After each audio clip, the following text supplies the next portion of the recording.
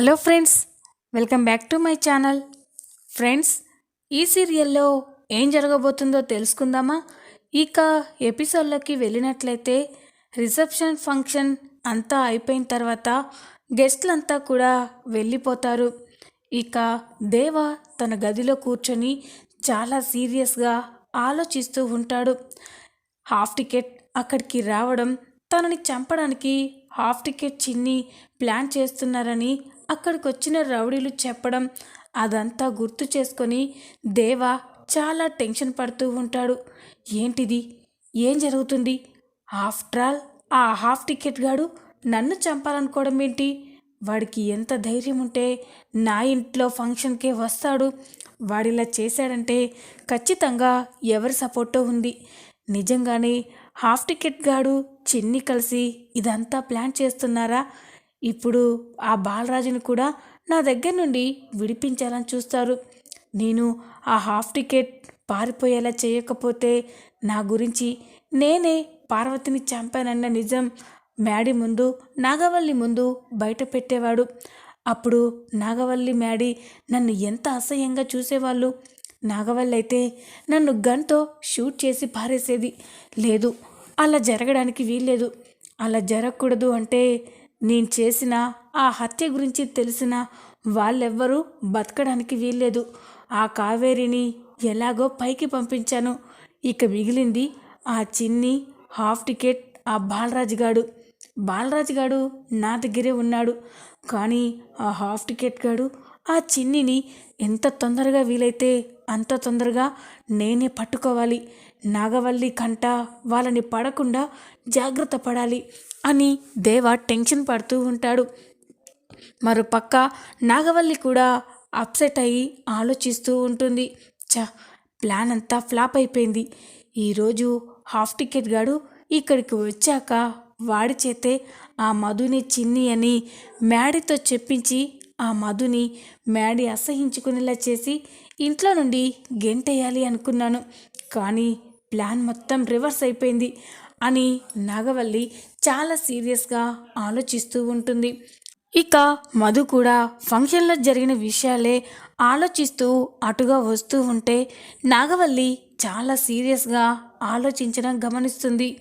ఇదేంటి, అత్తయ్య గారు అంత సీరియస్గా ఏం ఆలోచిస్తున్నారు అని అనుకుంటూ ఉండగానే ఇంతలోనే మధుకి హాఫ్ టికెట్ చెప్పిన మాటలు గుర్తుకు వస్తాయి. అమ్మ చిన్ని, నువ్వే కదమ్మా నీకు ఫోన్ చేస్తే నన్ను ఇంటికి రమ్మని చెప్పావు. పైగా గొంతు అలా ఉందేంటంటే జలుబు చేసిందని కూడా చెప్పావు అని హాఫ్ టికెట్ చెప్పడం, హాఫ్ టికెట్ల పేపర్లో రాసి తనకి పంపించడం, అవన్నీ కూడా మధుకి గుర్తొస్తూ ఉంటాయి.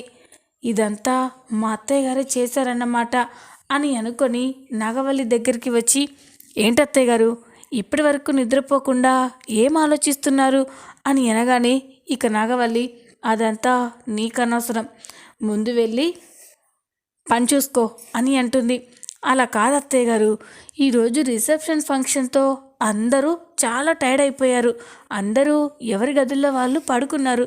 మరి మీరేంటి ఏ విషయం గురించి అంత సిన్సియర్గా ఆలోచిస్తున్నారు అని అంటూ ఉంటే నాగవల్లి, వెళ్ళమని చెప్పానా అని అంటుంది. నాకు తెలుసు అత్తయ్య గారు, మీరు ఏ విషయం గురించి ఆలోచిస్తున్నారు, నన్ను చెప్పమంటారా అని అనగానే నాగవల్లి ఒక్కసారిగా షాక్ అయిపోతుంది. ఏయ్, ఏం మాట్లాడుతున్నావు అని అనగానే, అవునత్తయ్య గారు, ఈరోజు ఎలాగైనా హాఫ్ టికెట్ని ఇక్కడికి రప్పించి మ్యాడీ ముందే నేనే చిన్నినని హాఫ్ టికెట్తో చెప్పించాలని చూశారు. నేనే చిన్నినని మ్యాడీకి తెలిసేలా చేసి నన్ను మ్యాడీ ఇంట్లో నుంచి గెంటేసి అసహించుకోవాలని పెద్ద ప్లానే చేశారు అని మధు అంటూ ఉంటే నాగవల్లి ఒక్కసారిగా షాక్ అయిపోతుంది. ఏయ్, పిచ్చి పిచ్చిగా మాట్లాడకు అని అనగానే, అత్తయ్య గారు మీరింకా నా దగ్గర దాచాలని చూడకండి. మీరే నా ఫోన్కి హాఫ్ టికెట్ కాల్ చేస్తే లిఫ్ట్ చేసి మాట్లాడారు. నా గురించి బయట పెట్టాలనే హాఫ్ టికెట్ ఇక్కడికి వచ్చేలా చేశారు అని అనగానే ఇక నాగవల్లి, అవునే, నేనే ఇదంతా ప్లాన్ చేశాను. నిన్ను ఎలాగైనా మ్యాడ్ లైఫ్లో నుండి పంపించేయాలని ప్లాన్ చేశాను. కానీ ఆ దొంగ విధవ హాఫ్ టికెట్ చావు దెబ్బలైనా తిన్నాడు, కానీ నీ గురించి అసలు నిజం బయట పెట్టలేదు. నువ్వే చిన్నివని మ్యాడీతో చెప్పలేదు అని అనగానే, చూడండి అత్తయ్య, హాఫ్ టికెట్ మా నాన్న ఇద్దరు ప్రాణ స్నేహితులు. మా నాన్నకి నేనంటే ఎంత ఇష్టమో హాఫ్ టికెట్ కూడా నేనంటే అంతే ప్రాణం. నాకేదైనా ప్రాబ్లం అవుతుందని తెలిస్తే హాఫ్ టికెట్ తన ప్రాణం మీదకి వచ్చినా కూడా హాఫ్ టికెట్ నిజం చెప్పడు. అది మీకు ఇప్పటికే అర్థమైనట్టుంది అని అనగానే, ఇక నాగవల్లి, చూడు, ఈ ఒక్కరోజు మిస్ అయిపోయినంత మాత్రాన ఇక నువ్వు ఎప్పటికీ నిజాన్ని దాస్తావనుకోకు. ఎప్పటికైనా తొందరలోనే మ్యాడీకి నువ్వే చిన్నివని తెలిసేలా చేసి నిన్ను ఇంట్లో నుంచి బయటికి గెంటేస్తాము అని నాగవల్లి అంటూ ఉంటే, సరే ఆంటీ, మీ ప్రయత్నాలు మీరు చేయండి అని వెళ్ళిపోతూ ఒక్కసారిగా ఆగిపోతుంది. అత్తయ్య గారు, మీరు చేస్తే చేశారు, కానీ హాఫ్ టికెట్ ఇక్కడికి రావడం వల్ల నాకు కొన్ని నిజాలు తెలిసాయి అని అంటుంది. అది విని నాగవల్లి ఒక్కసారిగా షాక్ అయిపోతుంది. నిజాలా? ఏంటా నిజాలు అని అనగానే, మా నాన్న గురించి నాకు చాలా నిజాలు తెలిసాయి. మా నాన్న ఇన్ని రోజులు ఎక్కడున్నాడో, ఏమైపోయాడో, నా కోసం ఎందుకు నా ముందుకి రావట్లేదు అని చాలా బాధపడ్డాను. కానీ నాకు ఈరోజే అర్థమైంది, మా నాన్న కనిపించకపోవడానికి కారణం మీరేనని అని అనగానే నాగవల్లి షాక్ అయిపోతుంది. చూడండి అత్తయ్య, మీరే మా నాన్న కనిపించకపోవడానికి కారణమైతే మాత్రం నేను ఎవరిని వదిలిపెట్టను. మా నాన్నని మీరు బంధించారు అంటే నాకు అక్కడే అనుమానంగా ఉంది. మా నాన్నకి మీకు తెలియని, మీకు కష్టమయ్యే రహస్యం ఏదో తెలిసే ఉంటుంది. అందుకే మీరు మా నాన్నని బంధించారు. కానీ మా నాన్నని తొందరలోనే ఎక్కడున్నా విడిపిస్తాను అని చెప్పి మధు నాగవల్లితో మాట్లాడి అక్కడి నుంచి వెళ్ళిపోతుంది. మధు మాటలు విని నాగవల్లి అయితే ఒక్కసారిగా కంగారు పడుతుంది. ఇదేంటి, ఎన్ని రోజులు ఈ మధుకి వాళ్ళ నాన్న మా దగ్గర ఉన్నాడని తెలీదు. ఈరోజు ఆ హాఫ్ టికెట్ గాని వల్ల మధుకి వాళ్ళ నాన్నని మేమే కిడ్నాప్ చేశామని తెలిసిపోయింది. ఇప్పుడేం చేయాలి?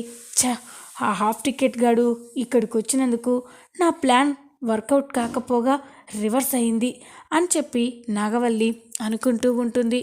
ఇక మధు అయితే గదిలోకి వెళ్ళేసరికి మ్యాడీ కూడా జరిగిన విషయం గురించే ఆలోచిస్తూ ఉంటాడు. దేవాసార్ని చంపమని చిన్ని హాఫ్ టికెట్ మమ్మల్ని పంపించారు అన్న మాటలు గుర్తు చేసుకొని మ్యాడీ కూడా చాలా బాధపడుతూ ఉంటాడు. మ్యాడీ బాధపడుతూ ఉండడం చూసి మధు కూడా ఆ మ్యాడీని చూసి అర్థమైంది, ఈరోజు ఫంక్షన్లో జరిగిన గొడవ వల్ల మ్యాడీ అప్సెట్ అయ్యాడు. నిజంగానే నేను హాఫ్ టికెట్ దేవా అంకుల్ని చంపడానికి రౌడీలని పంపించామనుకుంటున్నాడు. ఇప్పుడు మ్యాడీని ఎలా నమ్మించాలి? వాళ్ళకి మాకు ఏ సంబంధం లేదని అని మధు అనుకుంటూ మ్యాడీ దగ్గరికి వెళ్ళి, ఏంటి మ్యాడీ, ఇంకా పడుకోలేదేంటి? ఇప్పటికే లేట్ అయింది, పడుకో అని అంటుంది. లేదు, నాకు నిద్ర రావడం లేదు, నువ్వు పడుకో అని అనగానే, ఏంటి మ్యాడీ, ఇంకా ఫంక్షన్లో జరిగిన విషయం గురించే, ఆ గొడవ గురించే ఆలోచిస్తున్నావా? మర్చిపో మ్యాడీ అని అనగానే, ఏంటి మర్చిపోయేది అని అంటాడు. మ్యాడీ అంత కోపంగా అనడం చూసి మధు షాక్ అయిపోతుంది. మ్యాడీ అని అనగానే, మధు, ఎలా మర్చిపోమంటావు? మా నాన్నని చంపడానికి ఆ చిన్ని హాఫ్ టికెట్ కలిసి ప్లాన్ చేస్తున్నారు. నేను సమయానికి మా నాన్నని కాపాడుకోకపోతే ఇప్పుడు నా పరిస్థితి ఏంటి? చిన్నప్పుడే తల్లి ప్రేమకి దూరం అయ్యాను. ఆ చిన్ని వాళ్ళ అమ్మ మా అమ్మని చంపేసి నాకు నా తల్లిని దూరం చేసింది. ఇన్నాళ్ళకి మా డాడ్ని కూడా చంపేసి నాకు నాన్న ప్రేమ కూడా దొరకకుండా చేయాలనుకుంటుంది. ఎందుకు మధు, ఎందుకు ఆ చిన్నికి, తన కుటుంబానికి, మా కుటుంబం మీద ఇంత పగ? మేము తనకి ఏం ద్రోహం చేశాము అని మ్యాడీ అంటూ ఉంటే ఇక మధు అయితే ఒక్కసారిగా షాక్ అయిపోతుంది. మ్యాడీ, అక్కడ హాఫ్ టికెట్ చెప్పాడు కదా, మా రౌడీలను పంపించలేదని. అయినా వాళ్ళు పంపించుండరు మ్యాడీ, ఖచ్చితంగా చిన్ని అంత పని చేయదు అని అనగానే, ఏంటి మధు, నువ్వు ఎలా చెప్తున్నావు అని అనగానే, అదే మ్యాడీ, చిన్ని ఎలాంటిదో, తన మనసు ఎలాంటిదో నాకు చాలాసార్లు చెప్పావు కదా. అలాంటి మనసున్న ఆడపిల్ల ఒక ప్రాణం తీయాలని ఎందుకు అనుకుంటుంది? అందుకే ఆ విధంగా చెప్తున్నాను. ఖచ్చితంగా చిన్ని ఈ పని చేసుండదు అని అనగానే, మరి ఎవరు చేసుంటారు మధు? వాళ్ళే చెప్పారు కదా, నువ్వే నీ చెవులారా విన్నావు కదా, హాఫ్ టికెట్ చిన్ని మా డాడ్ని చంపమని డబ్బులు ఇచ్చారని. ఇంకా నమ్మకుండా ఎలా ఉండాలి అని మ్యాడీ అంటూ ఉంటే, మ్యాడీ అక్కడే హాఫ్ టికెట్ కూడా చెప్పాడు కదా, చేతులు జోడించి మరీ వేడుకున్నాడు, మీ నాన్నని చంపడానికి మనుషుల్ని నేను పంపించలేదని హాఫ్ టికెటే చెప్పాడు కదా అని అనగానే, మరి హాఫ్ టికెట్ ఫంక్షన్కి ఎందుకు వచ్చాడు? మా డాడ్ని చంపాలనే ప్లాన్ చేయకపోతే హాఫ్ టికెట్ ఇక్కడికి రావాల్సిన అవసరం ఏముంది అని అనగానే మధు షాక్ అయిపోతుంది. దీనికి ఏమని సమాధానం చెప్పాలి అని మౌనంగా ఉంటుంది. ఇక మ్యాడీ ఇన్ని రోజులు ఆ చిన్ని వాళ్ళ అమ్మ మా అమ్మని చంపిందని తన మీద నాకు ఎంతో అసహ్యం కలిగింది, కానీ ఈరోజు మా డాడ్ని కూడా చంపడానికి తెగించింది అంటే తన మీద అసహ్యం కాస్త ద్వేషంగా మారిపోయింది. అసలు ఆ చిన్ని నా చేతికి చిక్కాలి, అప్పుడు అప్పుడు తన సంగతి చెప్తాను అని మ్యాడీ చిన్ని మీద కోపంతో మాట్లాడుతూ ఉంటే, ఇక మధు అయితే చాలా బాధపడుతూ ఉంటుంది. ఎలా మ్యాడీ, ఎలా నన్ను నేను ప్రూవ్ చేసుకోగలను? నేను ఏ తప్పు చేయకున్నా కూడా ఎన్నో నిందలు పడుతున్నాను, దీనికి పరిష్కారం ఎక్కడ దొరుకుతుంది అని ఇక మధు ఆలోచిస్తూ ఉంటుంది. ఇంతలోనే ఉదయం అవుతుంది. ఉదయం కాగానే ఇంట్లో ఎవరి పనులు వాళ్ళు చేసుకుంటూ ఉంటారు. ఇంతలోనే ప్రమీల మధుని పిలుస్తుంది. అమ్మ మధు అని పిలవగానే, ఏంటాంటీ అని అంటుంది. అమ్మ, బామ్మర్ది గారు తన గదిలో ఉన్నారు, ఈ కాఫీ తనకిచ్చిరా అమ్మా అని అనగానే ఇక మధు ఆలోచిస్తూ ఉంటుంది. ఎస్, హాఫ్ టికెట్ చెప్పాడు కదా దేవా అంకుల్తో జాగ్రత్తగా ఉండమని. దేవా అంకుల్ని ఒక గంట కనిపెడుతూ ఉండాలి. దేవా అంకుల్ని కనిపెట్టుకుంటూ ఉంటే మా నాన్న గురించి ఏమైనా తెలుస్తుందేమో అని అనుకొని, అలాగే అత్తయ్య ఇచ్చేస్తాను అని ప్రమీల దగ్గరున్న కాఫీ తీసుకొని మధు దేవా గదిలోకి వెళ్తూ ఉంటుంది.